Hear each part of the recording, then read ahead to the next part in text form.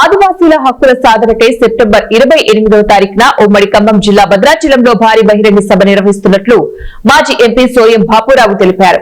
ఆదివాసీ 9 తెగల రాష్ట్ర స్థాయి మేధో మదనం కార్యక్రమాన్ని ఉస్మానియా యూనివర్సిటీలోని గెస్ట్ హౌస్ లో నిర్వహించారు. బహిరంగ సభకు సంబంధించిన పోస్టర్ను ఆవిష్కరించారు. కార్యక్రమానికి సోయం బాపురావు ముఖ్య అతిథిగా హాజరై మాట్లాడారు. హైదరాబాద్ డిసెంబర్ 9న దాని తర్వాత ఢిల్లీలో సైతం భారీ ఎత్తున బహిరంగ సభలు నిర్వహిస్తున్నట్లు పేర్కొన్నారు.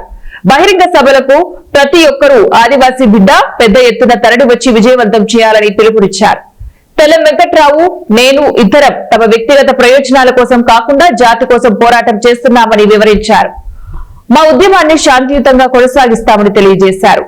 ఏదైతే ఆదివాసీ సంఘాలన్నింటినీ కూడా కలుపుకొని జేఏసీగా మార్చి ఆదివాసుల ఉద్యమాన్ని ఉధృతం చేయడానికే ఈ సమావేశం ఏర్పాట్లు చేయడం జరిగింది. ఎందుకంటే మొన్న నేను అదే రకంగా ఎమ్మెల్యే తెల్లం వెంకట్రావు గారు ఇంకా మిగతా మిత్రులందరం కలిసి సుప్రీంకోర్టులో కేసు వేయడం జరిగింది. దానివల్ల సుప్రీంకోర్టు కూడా మరి కేంద్ర ప్రభుత్వానికి రాష్ట్ర ప్రభుత్వానికి నోటీసులు ఇవ్వడం జరిగింది. ఆ నోటీసులను చూసి ఏదైతే లంబాడి సోదరు నాయకులు, లంబాడి ప్రజలు ఎవరు ఏమంటలేరు, కానీ నాయకులు ఏదైతే మా మీద అనేక ఆరోపణలు చేయడం జరుగుతుంది. మనిషి అనేటోడు రాజకీయంగా ఎదగాలనుకుంటే కొన్ని వ్యక్తిగత విషయాలకు విమర్శించండి. ఏమైనా ఉంటే మీకు ఆధారాలు ఏమైనా ఉంటే మీరు ఖచ్చితంగా ఏదైతే సుప్రీంకోర్టులో మీరు సమర్పించండి.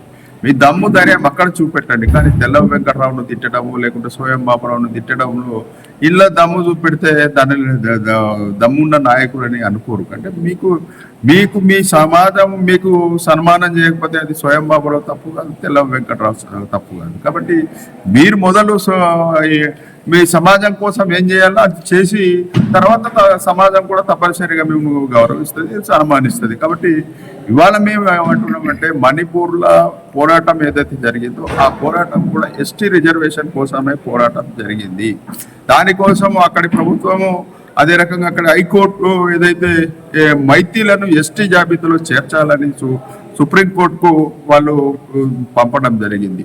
సుప్రీంకోర్టు దాన్ని చూసిన తర్వాత స్పష్టంగా అడగడం జరిగింది, వీళ్ళు రాజ్యాంగం ప్రకారం ఆర్టికల్ 342 ప్రకారం ఉన్నారా లేదా అంటే లేరు. కాబట్టి ఆ కేసును వెంటనే కొట్టివేయడం జరిగింది.